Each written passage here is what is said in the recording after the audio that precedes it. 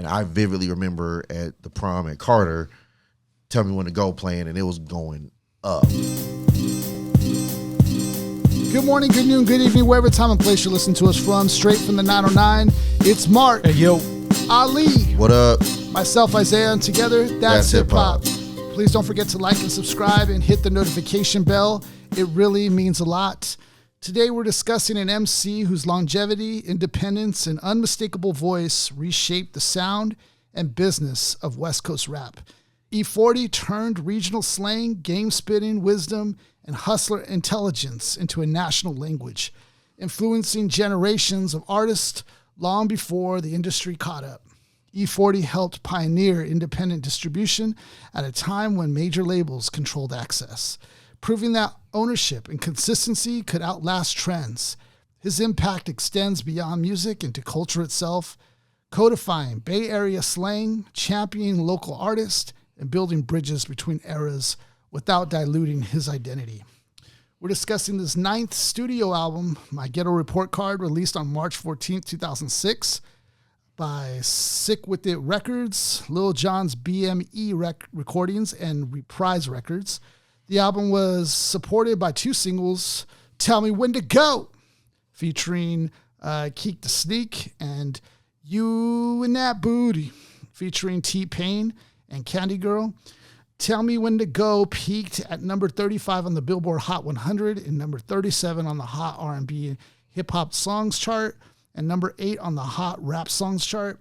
You and That charted for 25 weeks on the Hot 100 and peaked at number 13, in addition to peaking at number 8 on the Hot R&B and Hip Hop Songs charts and number 4 on the Hot Rap Songs chart.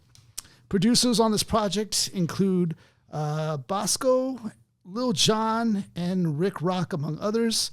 My Ghetto Report Card debuted at number 3 on the Billboard 200, and it remains E40's highest charting album, surpassing the 1996 album The Hall of Game that peaked at number 4. On August 25th, 2006, the RIAA awarded the album a gold certification for selling 500,000 units, making it the 4th E40 album to earn the RIAA certification. And today's choice was Mark's choice on the album. Ooh, it was Ali. Oh, yeah, it was Ali's. Yeah, that's right. Ali chose this one. Now, Ali, I know we went out. We did a trip to the record store not too long ago, and you picked up In a Major Way, which was dope. The album, the vinyl.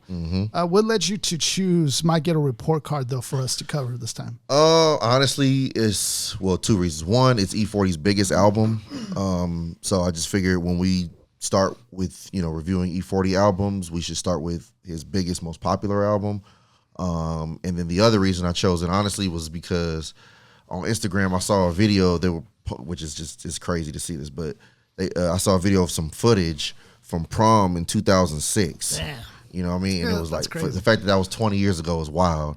So this year will be the 20th anniversary of this album, and I vividly remember at the prom at Carter, Tell Me When to Go playing, and it was going up. When that song came on, it was up. So now this was our senior year, so high school, we have a vivid memory of this album. When this came out, like this was an event when this came out, and just our chance to really give E40 his props and his flowers, because he's contributed so much to hip hop, even beyond just his music, just his business sense.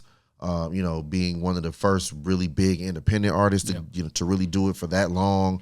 The slang he's invented and really made popular, not just on the West Coast, but just throughout all culture. Like he's invented, and so many words that we just look at as regular words now, but like he actually came up with words paper, like pop your collar, cheddar, Gouda, Fetty, for shizzle, Captain Save-A-Ho, for sheezy. You know what I mean? Like he really came up with a lot of these words. You know what I mean? So he's just, to me, he's such a slang doctor, so to speak, that I think that's another reason to give him his props, because slang is a part of hip hop as well. Language. I remember, hearing KRS talk about that many, many years ago, because he was like, yeah, hip hop isn't the music, rap is the music. Yeah. He was like, hip hop is a culture, it's a way of life, it's how we talk, how we dress, et cetera, et cetera. And in all of that, how we talk, E40 is a huge influence on, like I said, many things what we just think is regular words now, like popo. Like he made or that for up. Sheezy. For Sheezy. I mean, look at that, how far that one's gone. And that's just normal now. Like that doesn't, or Yeezus even. yeah, Yeezy, Yeezys, for Sheezy, like all of that. He came up with all of that. You know what I mean? So that's another reason why I just wanted to give him his props for that as well. Yeah. What was the first time you heard E40 or? Oh, that's a good question. You know, coming into the, well, just you're coming into Yeah, hip-hop. what was the first time you ever heard of 40, Mark? House Party. And the House Party, I heard Tell Me When to Go for the first time. Okay. And did you hear of them before that? That was the first time? no, because I wasn't prone to listening to like anything up in Oakland would have been Hieroglyphics, Del Funky Homo Sapien, Fair enough. all that. But when I heard E40 and Tell Me When to Go, bro. Dumb. I was going dumb instantly. You had to. Yeah. You had to. Because like, the beat is hard. We have this particular artist in E40 that, like Ali mentioned, was independent.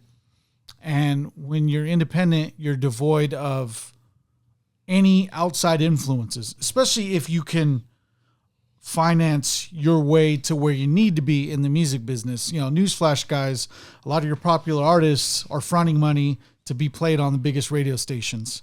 Yeah. E40 had to do that too, but do it on an independent level, that means you have to have scratch from the get-go. Correct. Sick With It Records is his own label. Correct. You know, so for him to be devoid of outside influences, but to influence the culture, that, gentleman, is a true, not only an artist, but a genius.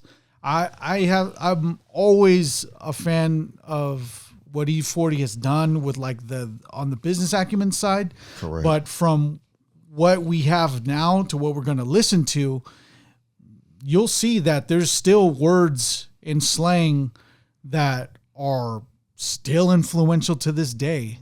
You know, like I was watching something on social media about 90s slang. If you want to be up with the 90s slang, you're gonna have to get with it. And then, you know, there's slangs like, "Oh man, you totally Gullivered that." "Oh man, that's a real Black and Decker job right there." I've never heard anybody say any of that, but I know that I've heard 40 water like 3 weeks ago. Yeah. You know, dude, you have people when they drive, turn a quarter, scrape. You literally say that they were scraping. Yes. Go dumb. Going dumb. Like not only does he last the test of time via slang, via the notoriety of his artistry, but the legacy. Yeah. His influence on hip hop is cemented. And not only that, but it's the most regional bias you can get. It's all Oakland. It's all the Bay. Correct. But it was so infectious in cadence and rhythm. It spread all over. What I like globally is that he keeps evolving too. Like, yes, you know, his slang is still evolving. He's like, making up words now, dog. Right now, it's dude. If him and Sugar Free and DJ Quick were all in the same room, you're gonna need like 8 sets of subtitles. Because both of them are going to be here, there, everywhere. But they're all going to understand what they're saying. Right. That's true. Now, like the thing with that's true, man. He's making them things. I think another thing with E42, why he lasted so long, he never hated on the next generations. He always adapted. He adapted whatever was new and hot. He worked with. You know what I mean? You see that on this album. He works with newer guys. You know, a few years later, he's working with newer guys. You fast forward another 5-10 years, he's working with the new guys of that time. Like every 5 years, you see whoever the hot artists are, 40's got them on his albums. You know, he does it from all over the country. It's not just West Coast. Kendrick, Schoolboy Q, Fab. Yeah, like he's one like one of Fab's first features is on an E40 song. Yeah. On this album with You and That, T-Pain, the first ever T-Pain feature is on this album. Like way before everybody started doing it, E40 was the first one to do that. Big Sean put Big him Sean on, with I don't want to fuck with you. Exactly. Yeah. Like so he always represented and always, you know, gave love to whoever was coming up. He never hated on the next generations. And I think that also let him live way longer than a lot of dudes from his time. Yeah, and those features aren't like what other mainstream artists do. Like when we see Drake do it, we see him do it for the fact that he's just going from vine to vine. Seriously. You know? No, seriously, though. It's true. Just to try, like in terms of trying to get influence for either a different genre or just the most popular artist. E40 does it where the skill set is the first thing that gets, you know, like I think maybe a box checked, if anything. Yeah. But he's always bringing on artists that are way more lyrically dense than he is. Yeah. You know, talented in a certain way, in was another with, regard. With Tupac, when Tupac Yeah, he has first came songs out. with So Pac. it's like, so it's not like he's already be like, yo, I'm just gonna get on who I think is pretty dope. And usually the people that you think are pretty dope, you think to a certain extent that they are better than you. Yeah. And people try to pin him against Mac Dre, and he was even himself saying, no, there's no bad blood between me and Mac Dre. It's just people naturally want to pin us together because maybe we didn't have a lot of collaborations. They tried to do that with him and Short early on too. Yeah. They tried to do that. It's like, no, like that's not true. That's the furthest thing from the truth. And then what was also really important and big during this time is the hyphy movement. Yes. And I want to talk a little bit about that because it was a big, important movement in hip hop.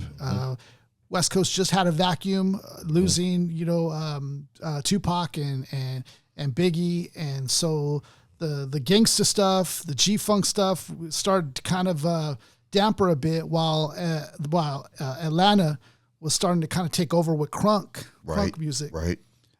Which crunk music, almost similar, but I think a bit slowed down, a little bit more like, for lack of better terms, a little bit more like violent, but not like all the way violent, but Heavier just a on hint instrumentation too. Yeah. Whereas hyphy is a little bit more sped up. Yes. BPM. Yeah, the BPMs are like 120 somewhere up there, and just kind of more fun. You have random kind of bell sounds and stuff mixed in that.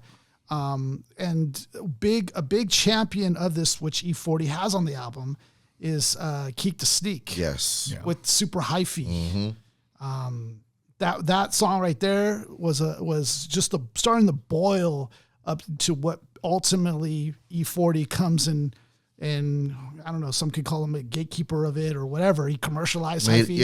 Hyphy became like hyphy had been brewing in the Bay for years before around this time, but this is when it went mainstream. Yeah, This is when Tell Me When to Go comes out. Hyphy is officially mainstream. And I know both of them around the same time, Too Short and E40 both drop.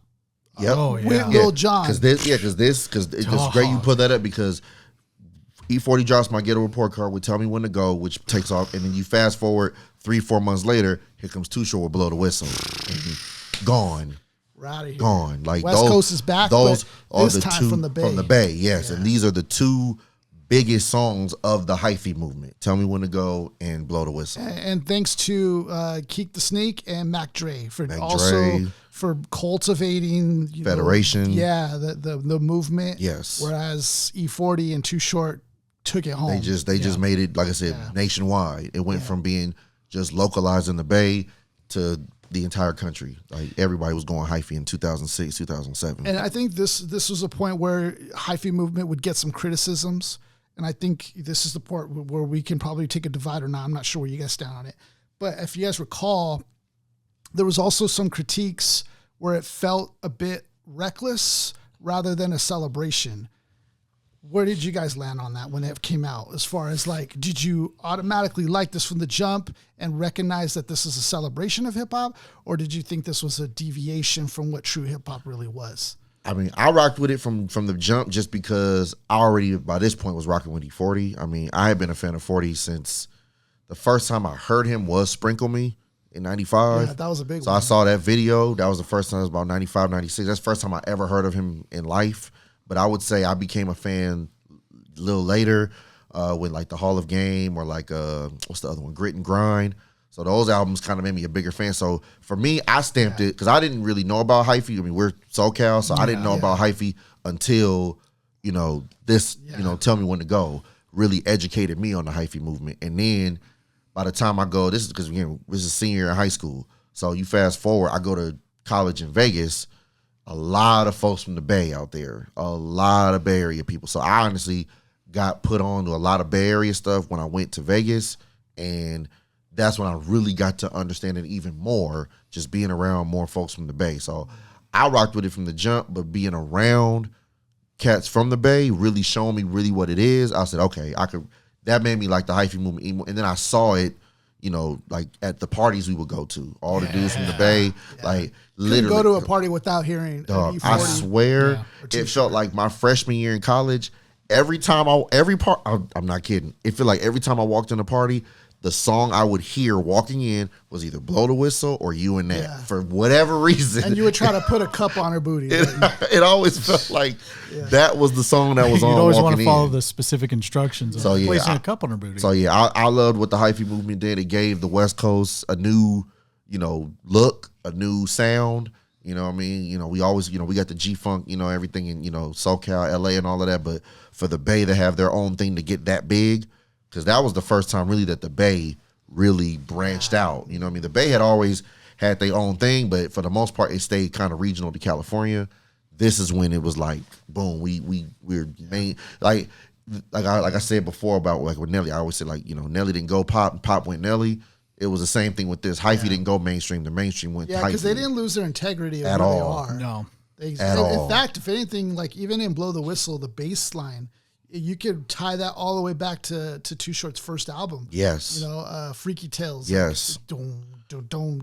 That same synth bass is the same synth bass used. And I got to give a huge shout out to Lil Jon, too, because him being an Atlanta guy, but him being the producer of Tell Me When to Go and Blow the Whistle to understand the West Coast sound, to make West Coast sounding beats, that to me is huge. I love when producers can make production sound like another region. Because it didn't sound, because Lil Jon was championing crunk music. He's the king of the crunk. He's the king of crunk. It sounded more like Lil Jon was getting more influenced by the Bay rather than them getting influenced by Atlanta. He was going went in their world, yes. Yeah. When he was working with Too Short, he was stepping his world. When he was working with E40, he was stepping his world. Shake That Monkey was another big one. Right, with Too Short. That was Too Short's comeback record, you know what I mean? So Lil Jon really was tapped in with the Bay, so I got to give him huge props for those two songs. 'Cause like I said, he was the producer of both of them.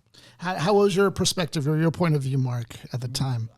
At the time, it was, you know, this was music that I felt was just, it was for the mainstream audience. So I didn't want to categorize it as anything else but that, because it satisfied the regard of like, hey, look, this is fantastic party music. This is music I would love to dance to. That, right? And if we look back at the origins of what hip hop's about, it's about, you know, satisfying a house party. Rocking the party. And that was done in satisfaction. I can attest to that.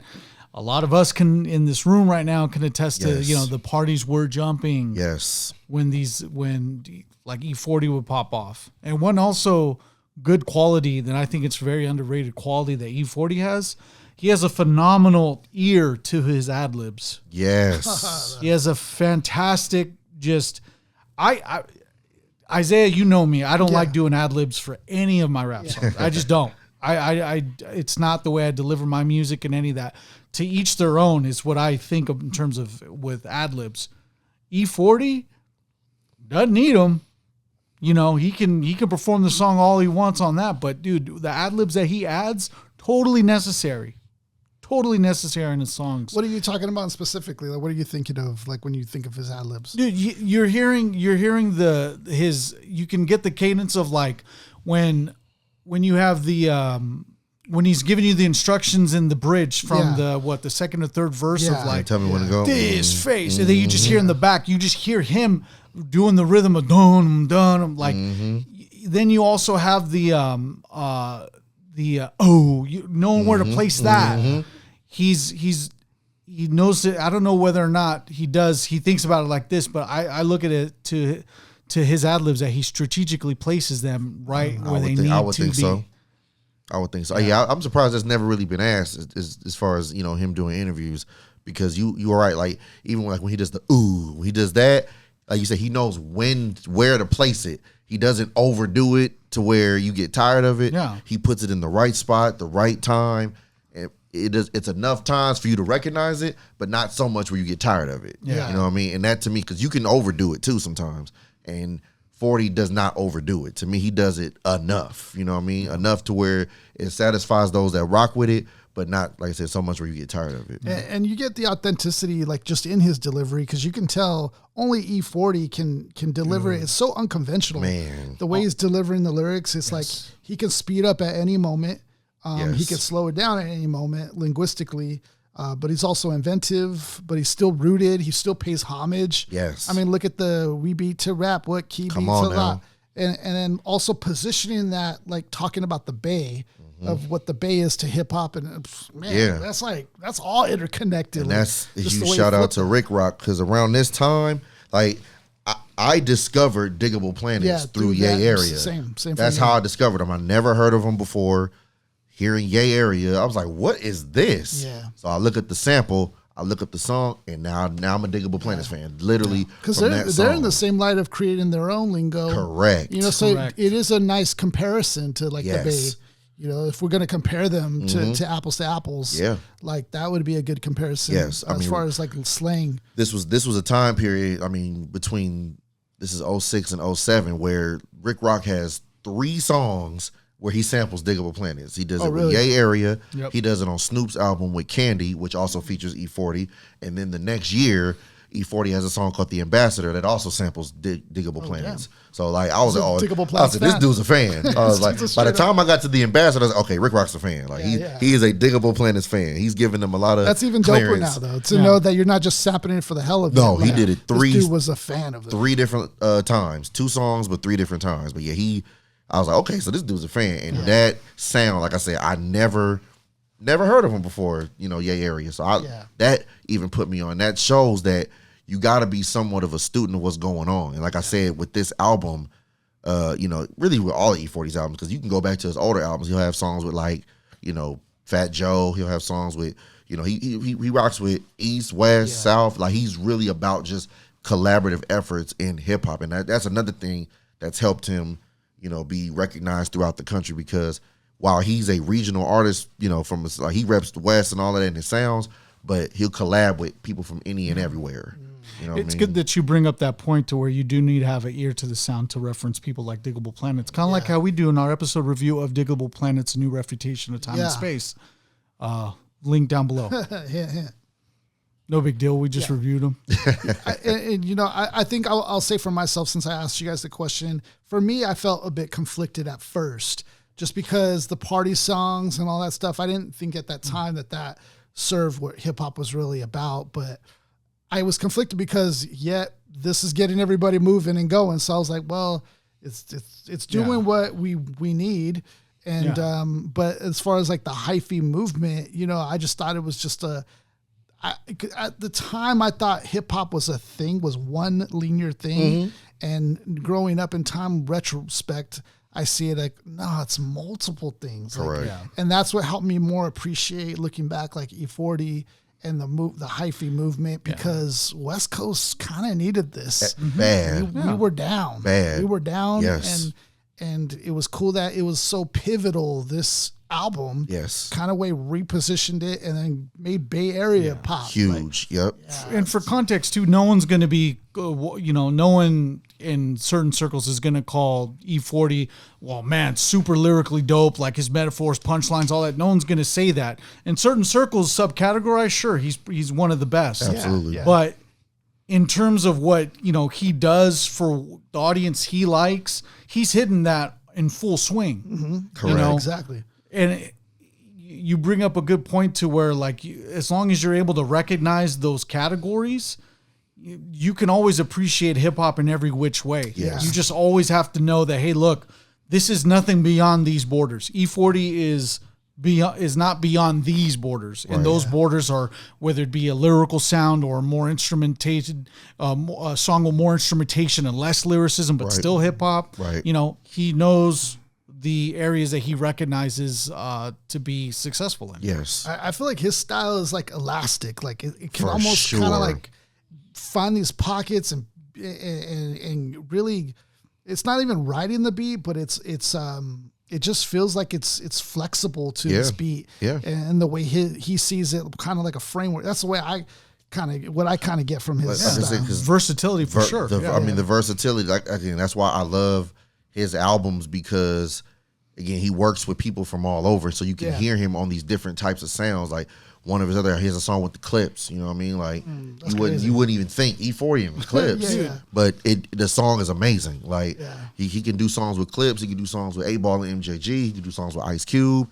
It don't matter. Like it's E40 on the Tell Me When to Go remix. Kanye's on there. Like he can work with any and everybody, and it works. Like that's the beauty of E40. That's the thing I like too, is the features on this album. Yes. It captures a moment in time. You have Too Short, Mike Jones. Yep. UGK. Yeah, UGK in there. Joel Santana.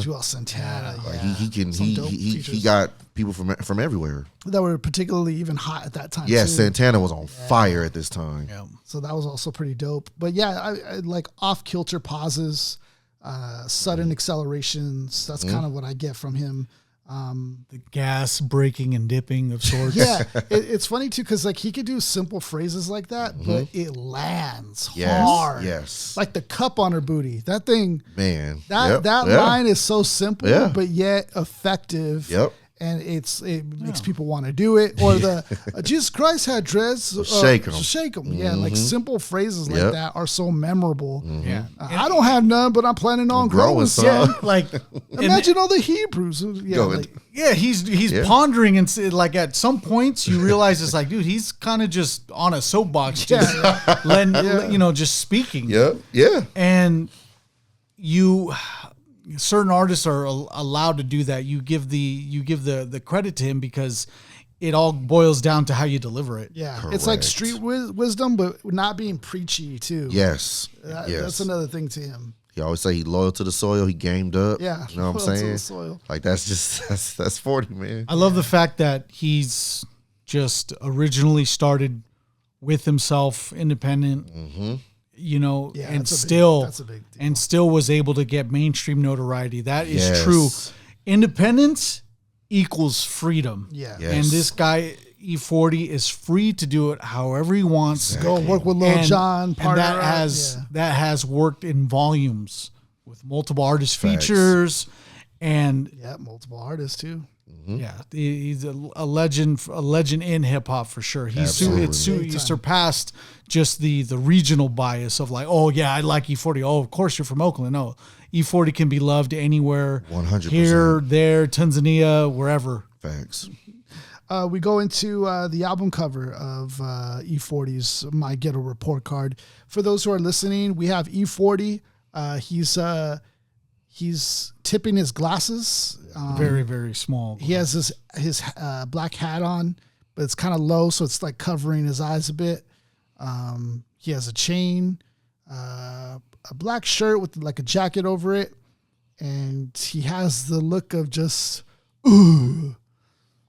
Yep. And then there's like a stamp to the left. I'm not sure what that seal is. Area, it says, though. It looks like the seal. It'd be the seal for, I don't know if it's the state seal. Maybe. Or the seal for, because he's like representing area. Yes. It could be for Oakland, San Francisco area. Could be. And then you have at the top, the king of crunk. And I can't read that top part. B&Me Recording present. Oh, B&Me Recording present. So that's Lil Jon's label. Yeah, so this was a collab as far as label-wise through Lil Jon's label and B&Me and Sick With It Records. So they basically cut a deal. Yeah, this was a joint venture situation. And you got 40 with his his typical his look with the glasses. Yeah. And I actually found, I didn't know this until maybe 2 or 3 years ago. I saw him in an interview. They was like, yeah. He's like, do you like? Can you see? I see well. He said I wear glasses as a. He said when I was in the street, he said it was a throw off tactic to make him look like a square. So he was like, so people didn't assume I was dabbling, in street activities. That's so, funny. So I found that out just a few years ago. But yeah, that's why I saw he wears glasses, and that just became part of his signature look. That's funny. Yeah, because he does wear glasses often. Yep. When you see him at a game. Bro, or those something. things are mad small, bro. You just seen out of those. Yeah. Yeah, It's they like, are it's small. like, what's your? He's like, are those prescription? He's like, nah. Part-time optometrist. But it's funny, a lot of the hipsters go with like big glasses. You know what I Right. mean? So Yeah. it's You like go with funny. the small He's going frames. with the small frames. That's crazy. Yeah. And then you have E40, really large print. Yep, that's and the underneath logo. that, My Ghetto Report Card. I thought the title of this album is dope because that's like that is so dope, especially at this moment in time because this is a time where it's like the West Coast is down, and this report card thing. I mean, for E40, just his track record of who this guy's been, never been foul in the game. If anything, you could consider him kind of having straight A's in the game. Like, you know, and it's like his report. It's more of an evaluation of himself rather than it is a glorification. Yeah. You know, so that's dope. The goal is to never be in the streets too long. Right. You know, you kind of want to get out and like, I mean, that's why allegedly people launder money to get out and do legitimate businesses. Right. But, you know, My Ghetto Report Card was an excellent title because you can either equate it to E40 himself, Right. or you could talk about My Ghetto Report Card on a personal level when you're reading the album and say like, what is your letter grade in the streets? What's your letter grade in what you do in overall The street lens. Exactly. Yeah, I mean, I would argue E40 has just in his catalog some of the best album titles. Period. Though. You know, in a major reals, way, the Hall of Game. Yeah. The blueprint of Charlie Hustle, the blueprint of a Charlie self-made Hustle was millionaire. dope. Loyalty and Betrayal, Grit and Grind, Breaking News. You know, the Ball Street Journal. Like, you know what I mean? Like, he's just the Gift of Gab. Practice Makes Paper. He has like, so many albums. You know what I mean? Like, he has so many freaking albums. so many. I think he has about close to. I think he has close to 20 albums. Seriously. Yeah. Like he's just that dude. But like I said, the titles they all speak to something. You know what I mean? That's one thing I've always think that was an underrated part of then his. he forms up with the what was it? Westmore. Oh, Mount Rushmore. Yes. Mount Rushmore. Mount Westmore. Yeah, it was him, Too Short, Snoop, and Ice Cube. And Ice Cube. Yep, Mount Westmore. That was so dope too. Just to see that movement. The Bay, LA, in LA connect. Yep. That was ill. Yeah, They got to have that monument in the middle most part of Oakland and LA. Yeah, LA, yeah. Bakersfield. That'd be crazy though. Just have it in Bakersfield. That'd be crazy. Just have it like propped it up You're on the 5 freeway.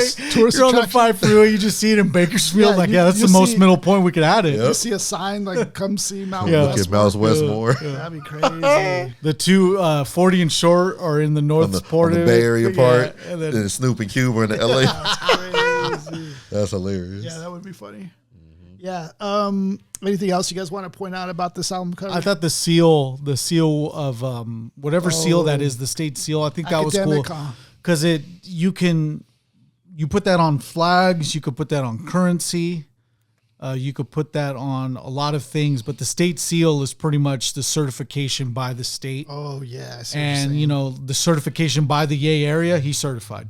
Yeah, and he got his straight A report card from them. Oh, he's magna cum laude. He's for sure, straight up for sure.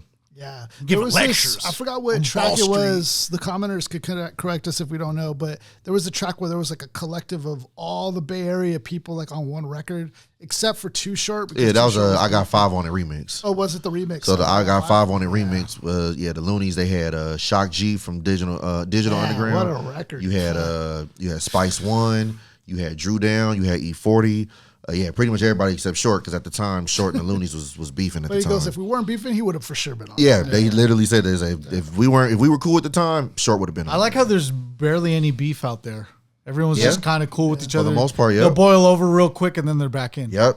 It's very rare you'll see, like, I mean, you would think like Too Short and E40, the two biggest guys. A lot of times when it's the two biggest guys from an area, a lot of times they end up beefing, and it's the complete opposite. They're joining teams so many, on Mount they're Westmore. They're on so many of each other's albums. They have an album together. Like, Short and 40 are literally like that's Shaq and Kobe of the Bay. You know what I mean? It's funny, like with Too Short, he raps really slow, but in real life he talks really fast. Like, it's the opposite with 40. Yeah, it's super funny. Yeah. So this is about the point in time where we get into the actual tracks of the album. We pick 3 tracks that are our favorites that we are going to go ahead and read the lyrics to. A lot of times doing this is pretty hard because there's a lot of great tracks on these albums, but we must narrow it down to the top 3 tracks. Yeah. Top 3 out of this album is going to be 2 that were just unanimous. Had to. Yeah. Yay Area and Tell Me When to Go. Unanimous. And then since Ali has home court advantage on this one, he got to choose the 3rd one, which is going to be White Girl. My Milk of Magnesia. Yeah. All right, so this is first Yay Area, which is the opening track. Man, what a way to start the album. And it's funny with this album because the first half is like hyped up, fast pace, upbeat energy. And then the second half tones it down a bit, gets slow a little bit. Yep. And it's pretty dope. It's actually kind of cool to see it slow down and wind down too as you progress through the album. Yay Area. Man, so much to that already. Just the Bay. Yes. Representing With that yay. To the fullest. to the fullest. Diggable Planets. People of the styles and miles and shit. The 60 funky worms with waves and perms, just sending crooked rhythms right down your block. We beat to rap what key beat to lock, but we beat to rap what key beat to lock, what we beat they to just rap loop what it key beat to back. lock, what we beat to rap what key beat. So hard. I'm a second win, pimp. E40. Yeah, I love the buildup of that. Even Yeah, how he'll talk in his intros. He'll build you up for it. Other ad-libs is just like, you already know who it is. Right. No, I got my second win, I got my pimp. second win, pimp. already See, different. 40 got to be different than that. You are 100%. Everybody else say the same thing. Y'all already know what it is, or y'all know who coming through, or the usual. You're like not rocking with the you're not rocking with the best. best. No disrespect, but everybody ain't rocking with the best. Yeah. Or like new artists, you already know who it is. No, I we don't. This is your first song ever. Debut album. You already know what it is. Yeah, you're right. You're right. But now here come 40. I got my second win, pimp. Like he got to do it his own way. 9 albums in, being a second win. My second win. 9 albums in. That's hilarious. Anyways, I'll get the first verse. Right. Heavyweight, a vet, not an amateur. What else? Looted up, I push pause like Marie Callender. What you gonna do? Suited up, I must take over shop, get out the car and walk and sneak up with my partner and do a dome shot. Kapow, kapow, kapow, kapow. Ooh. Then I blend into the crowd. Ooh, ah, ooh, ah, ooh, ah, ooh, ah, ooh. Hanging with a bunch of hotheads, super hyphy and wild. Tell your best, stop asking about a player, inquiring about a player. Can't fuck it right now or later. I'm busy getting my paper and ride around in my scraper, interacting, networking, campaigning like Arnold Schwarzenegger. Can we start right there? That's funny.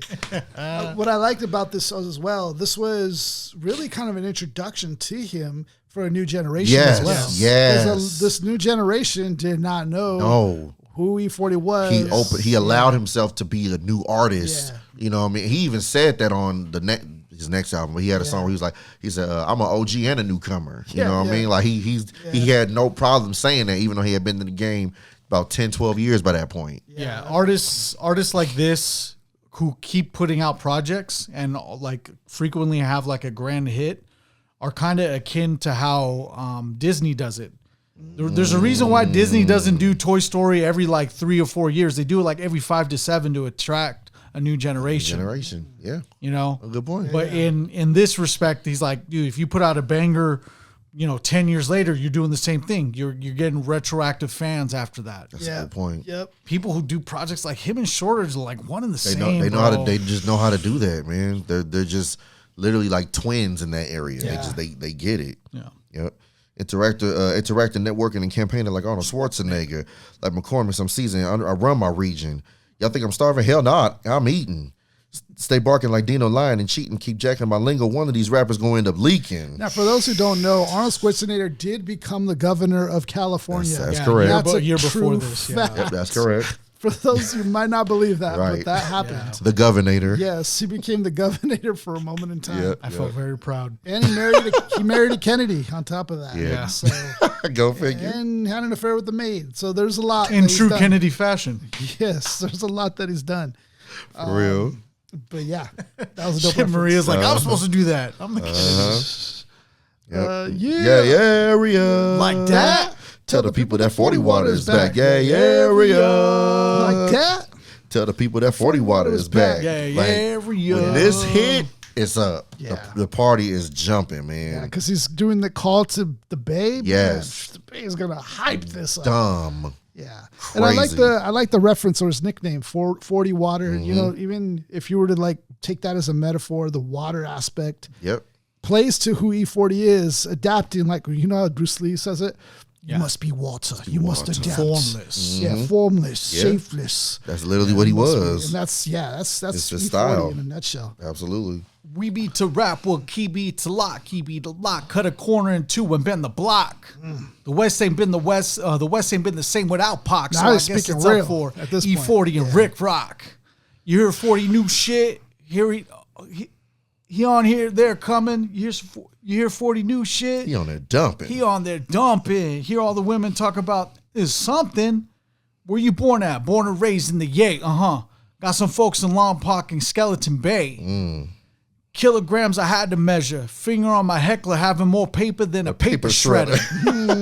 See, 40 gonna give you them isms, man. Yeah, and he has humor in there too. Like, he knows how to do that. Ooh, tycoon till I fall. Tycoon, dude, having mad money and then you're tycoon rich till I fall. I don't sound like none of y'all. He doesn't. Nope. That's true. Just getting independent scratch. Just remember that taught you that. Facts. You're just getting it. And there's only artists right now that are just figuring out the independent circle. Right. And it's only because of social media, not because they wanted to be trunk hustlers. Right. Yeah. Right. These dudes Piece are to doing Hammer. it out the trunk. Yeah, Piece Hammer. to short, Short, Master P, For sure. E40. E40, like those dudes were literally out the trunk the with trunk. it. And I like to when he brought up Pac because he is one that can say that. He worked with Pac. He was cool with Pac. Pac was around him. Like he can say stuff like this. He did joints with him when he was alive. He had him in videos. They were tight. Ooh, who you loyal to? Loyal to soil. Never leave the pad without my blessing oil. Cause I surround myself with felons. What they do? Pop inner tubes and bust melons. Oh, hustlers. On the lookout for racket busters. On the lookout for the fuzz. The racket busters, meaning people, them false, them undercovers. He even gives you a little, you know, he gives you the translation. Yeah. Never tell a batch what you're up to. A batch. A batch. A batch. That's funny. What she might do, because one day she might tell on you. What else? And you'll be sitting in a can while she what? While she fucking all your friends. Damn. Spending all your paper. Oh, your What yaper. else? What else? Oh, yeah, yaper. Yeah. What else? Tell me. Riding around in a scraper. What's she giving? Giving brains. Oh.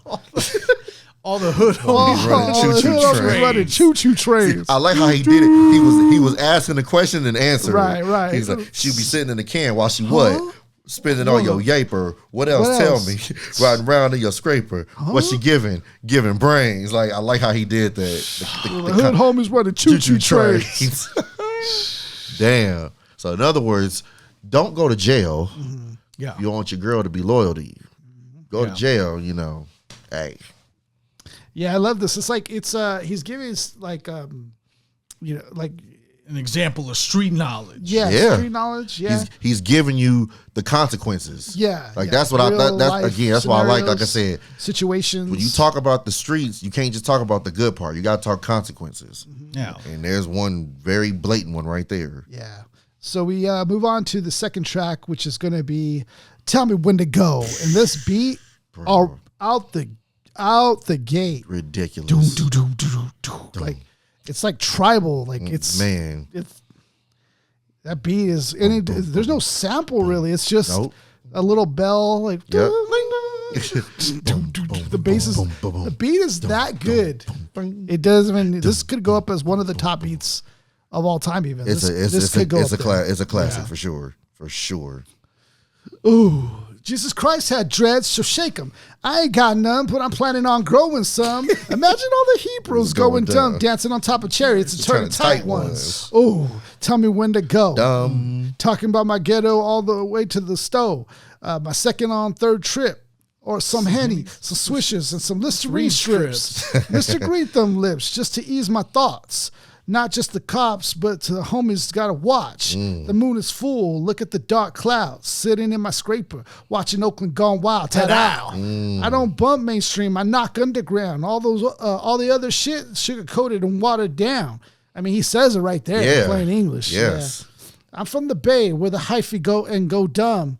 I'm from the Bay where we hyphy and go dumb, and from the soil where the rappers be getting their lingo from. Whoa. Gotta let you know, man. Just speaking like straight out facts. Facts. Like you cannot debate this. This is not for debate, bro. You can't even argue that. Oh. Yeah. Just tell me when to go. Tell me when to go. Keep the tell me sneak when on to this go. too. That Tell was me a when to perfect go. feature.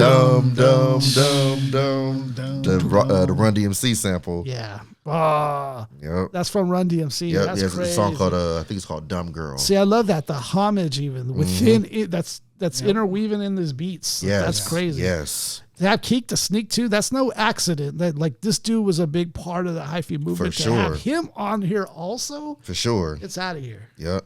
He goes, I want the 18 dummy juice. Reggae man labeled the Black Zeus. King of the super duper hyphy. Pipe in your wife if you don't like me. From the Bay to the A. Put me in the backwoods, switch a sweet blunt orange lace. It's just some shit I wrote. I mean, city couldn't be saved by John the Pope.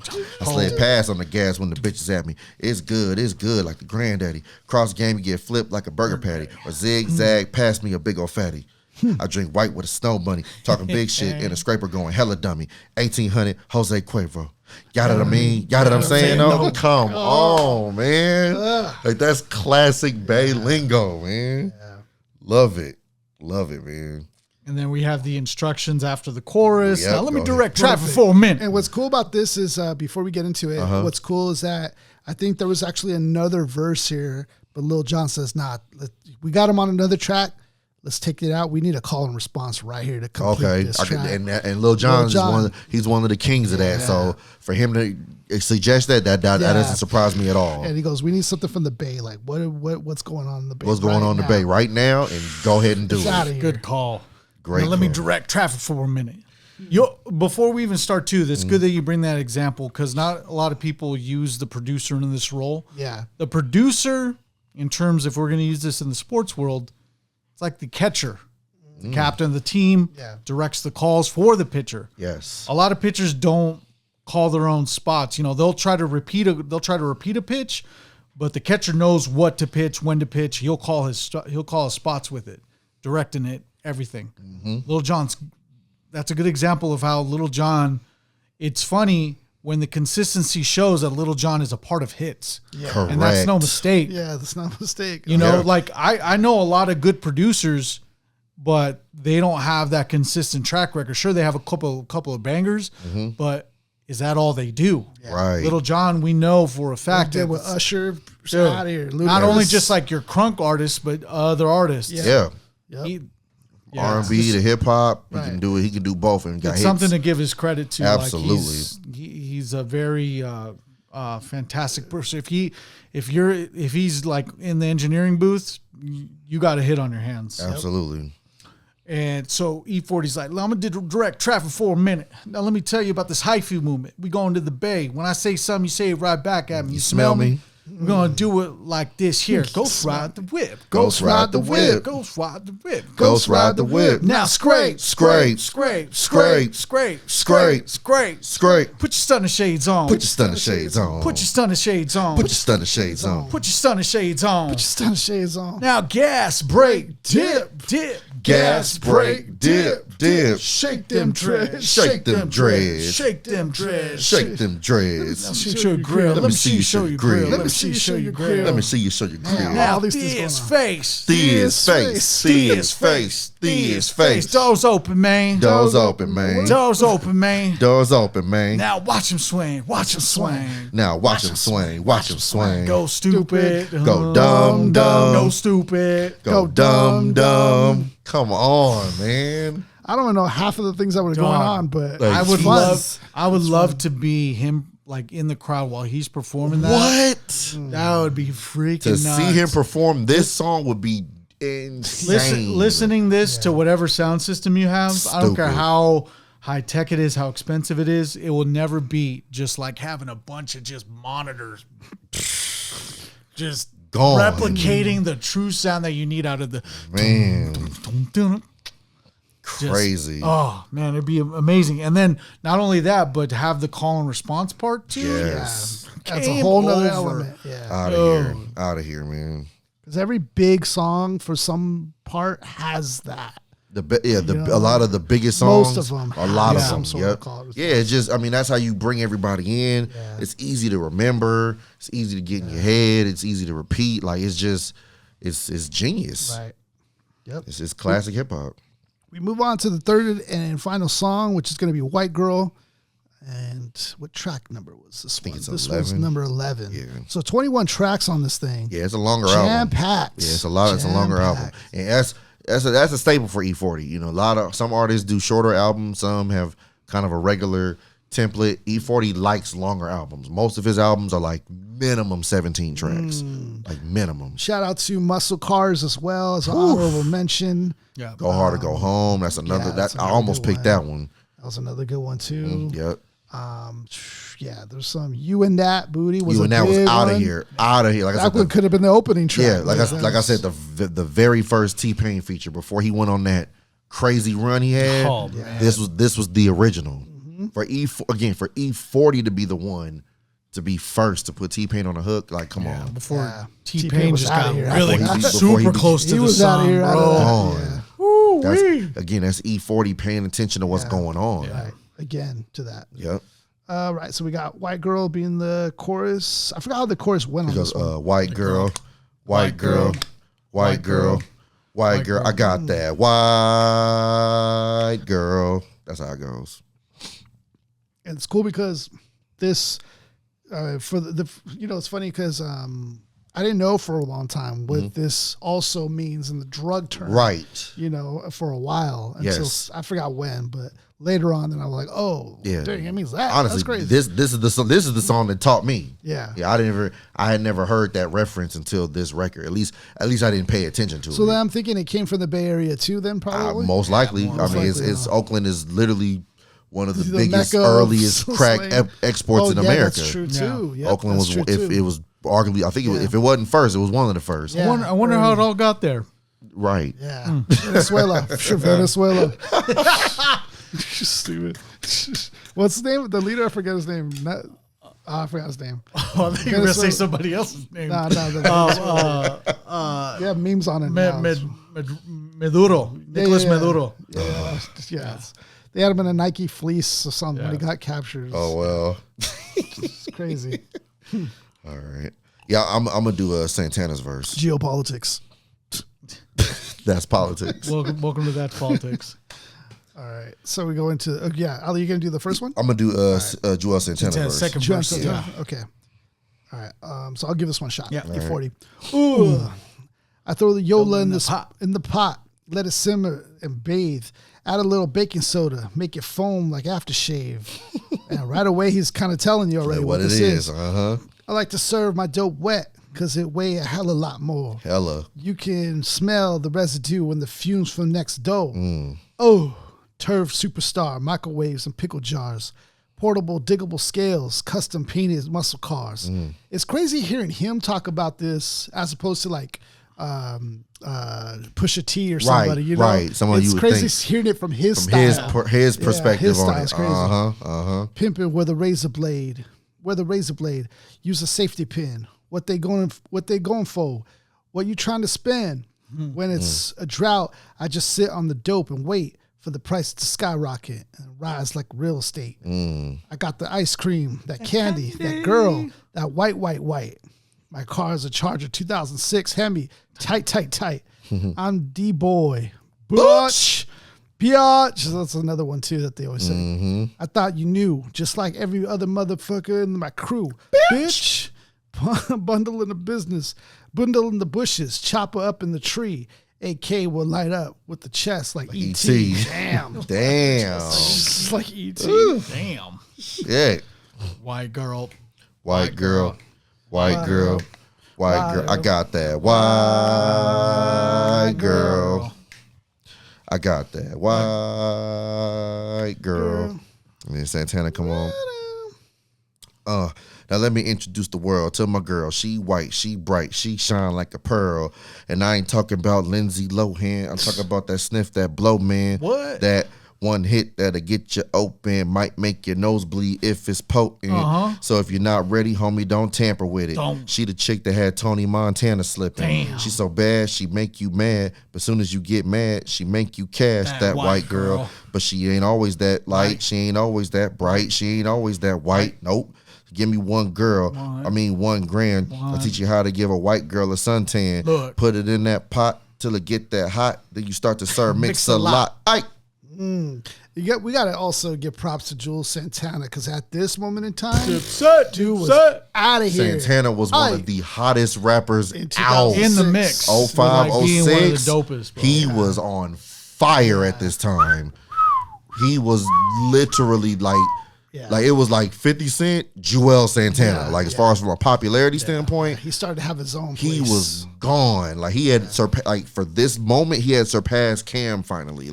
Cam was always like the main dude in Dipset, but around this time, Santana was the one. He has a lot of hits too. He was gone at this time. Those Cameron reels where you're like, I got that goody, that smoothie. That's his style. I literally just saw one of those today, man. I love it. Though. Hilarious. Bro, I can't share those quick enough to my little brother. Well, down in the, peace to Bun B for verse 3. Well, down in the dirty South to be exact. Getting money with white girls is a well-known fact. I like them black, brown, Puerto Rican, or Asian. Hey, shout out to Tribe. Yeah, but nothing bring the bread back like a Caucasian. Whether winter or fall, summer or spring, a white girl's always got to be always down for doing the damn thing for sure. Put her on the highway. She ain't no punk. Got a girl driving the white girls in the trunk. Hold up. I ain't lying. It's the best thing going. When my white girl's going around, it's always snowing. Mama can't stand her tell me to switch, saying I'm going to go to jail fucking with that white bitch. No shit. Always around to keep me paid with some white girls on my team. I got it made. So if you're down on your luck and you got no money, then do what I do. Go get you a bunny. A snow bunny. Snow bunny. Yeah, man. If it ain't snowing, I ain't going. I mean, I just like how they use the metaphors with the drug game with it. It's just it's perfect. It kind of reminds me of Don't Curse. Remember, it's like they have a certain a subject matter and everybody sticks to it. And even on here, you have you got the West, you got the East, and the South. Yeah, that's so dope you got too. You know what I mean, 3 different regions giving different perspectives on it. Yeah, that is actually with a great commonality of that white girl. No matter where you're from, the white girl had an impact on you. That's crazy. And then Pimp C come in. I got the Pyrex working with the white girl in it. It's the dope Super Bowl, and I'm about to win it. No question marks or commas. We got the scammer. When we through with this batch, we're going straight to the Bahamas. I keep a silk broad when I'm fucking with the hard, cause they never get stopped by the motherfucking cops. Boots looking hard, but this bitch is a fraud. Don't like to see me ball. Want me to rock for rock. Move around, bitch. When you get out the way, I keep a young Susie when it's time to move. Yay, you need to learn the game before you try to play. Cause like Calgon, them laws gonna take you away. So I keep me a snow bunny riding in the front with a triple zillion head with a platinum cunt. You already know to eat nuts like a squirrel. So let me hit you in the ass and buzz nuts in your curl, white girl. You bitch. That's funny. Oh, that is crazy though. Like how you said, different regions, same commonality. Yep. Playing with the same theme. Yep. Yeah, it's cool. You had the East, the West, and the South in there. Yeah, that's dope. It's a great lesson in importing and exporting and distribution and various cooking. It's like a cooking class in the first verse. I mean, these dudes all literally came up in that time. Yeah. You know what I'm saying? They, you look at 40 and UGK, they're a little older, they came up in the 80s. Santana, born in the early 80s, so he saw it as a young kid. So, just the different perspectives of it. So that's why it's one of my favorite songs. Yeah. Takeaways from this album now, after going through it, what do we pull away from this? I think it's the grand introduction to E40. You know, like from the West Coast, we were already up on 40. Yeah. But I feel like this was the real introduction to the rest of the country and even the world to E40. This was the true. If you hadn't heard of him, you did hear about him here. Yeah. You know what I mean? So this was you heard him now. Yeah, you heard him now. If you hadn't heard about him before, you heard about him definitely when this album came out, and it was intentional. You know, like I say, from even doing the deal with Lil Jon, you know what I mean, the joint venture. Again, this is E40 recognizing Too Short had a relationship with Lil Jon before that. So this is E40's time to dabble in that, and boom, he puts out his biggest album. You know what I mean? So I feel like this was just a representation of an era in the West Coast. Again, like you said, the West Coast was kind of dry at this point. It was pretty much just, it was pretty much just Game. Like that was literally it. So, you know, to have E40 and Too Short, kind of some OGs from the Bay, kind of reinvent themselves and really, really pop off in this way. To me, that's what this album represents. Again, this was senior year of high school. This album came out like 3 months before we graduated. So like I just vividly remember this being like my soundtrack as we were heading towards graduation from high school. Yeah, it brought it back to the West Coast. Yes, man. And it gave me something to listen to, like I said, from graduating and then even getting on, you know, so when I started in college, when I went to Vegas, like this was one of the main things I was listening to. What do you think, Mark? What's your takeaways? For the aspiring hip hop artist, there's ways that you can learn from E40 in terms of your charisma, the delivery, the experimentation of your lyricism. There's a lot to learn from E40. Seriously. He's not a one-dimensional artist, as we can see. There's a lot to pull from him in terms of this. I think this is the best example where you can understand that, hey, look, if you are 100% your true self in your artistry, it's going to show. But if you're especially coupled that with the fact that you're independent, that not only gives you a free going experience in terms of what you want to do with your artistry, but it also tells your fans that you got no one you don't have Arista telling you how to rap. You don't have Geffen telling you how to rap, you know, and that's what the crutch was of a lot of artists is that, sure, we got a lot of good ones. You know, you got Nas with Def Jam and Illmatic. That was 100% his artistry. But then you have a lot of people that were kind of told how to rap or what they needed to rap about. And that luckily a lot of them, you know, still were able to be successful. Yeah. But in this case where we have E40 on his 9th studio album, still giving you authenticity, still giving you a way to look like, hey, look, you could be as charismatic as this. You just got to believe in yourself and you got to deliver how you feel like you got to deliver it. Right. You know, but you also got to be independent. Mm-hmm. Yeah, I think few artists can really shift the perception in this way, like the way E40 was able to do it, or Too Short. Yeah.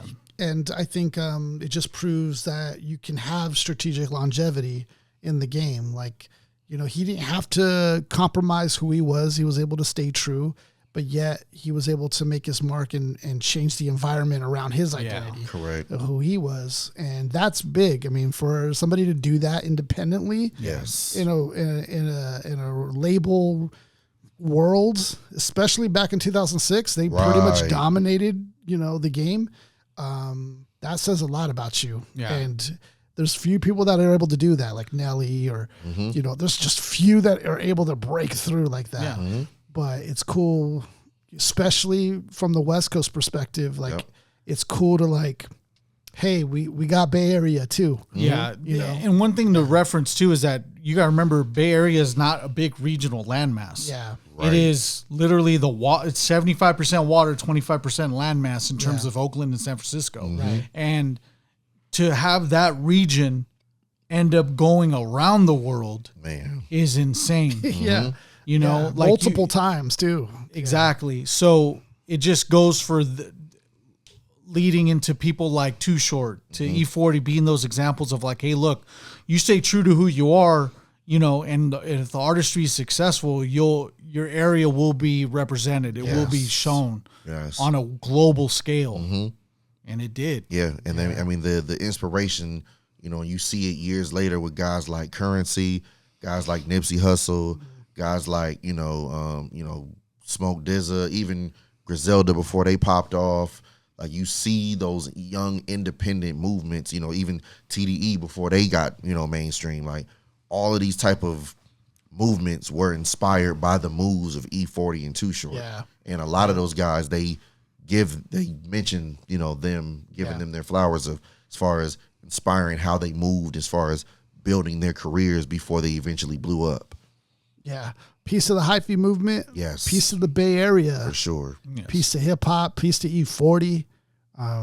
This dude, he loves Bay Area, but he's a lover of culture, of hip hop. Yes. Like he's a big time supporter of all these guys. Absolutely. So piece to E40. Yeah, this is a dope, hell of an album, man. Mm-hmm. So check it out. Make sure to let us know what you guys think about this album in the comments. Let us know what are some of your favorite tracks. What are your thoughts about E40 and what he's done in the game? Yeah. How dumb or how stupid did you go when these songs? Seriously, yeah. During the hyphy movement. Yeah, it allowed you. It gave you permission. Man. It gave you permission to go dumb. Literally, yeah. That was dope, man. So you guys already know we're dropping episodes every Monday. So make sure that you guys are watching. Make sure that you guys are liking, subscribing, commenting, sharing. Like all these little things matter, man, so much. We are this close to 5,000 subs. Yeah, pretend we blew up already and start sharing now. We need like 30 something. We're literally that close. We're like 30 something subs away, man. We are like this. We need hella likes, man, and hella subs for Sheezy. Yep. Oh, and also too, Happy New Year's to everybody. Happy New Year. We are now in 2026. Yes. Happy New Year. A lot of goals, a lot of things that we want to accomplish in 2026. Yes.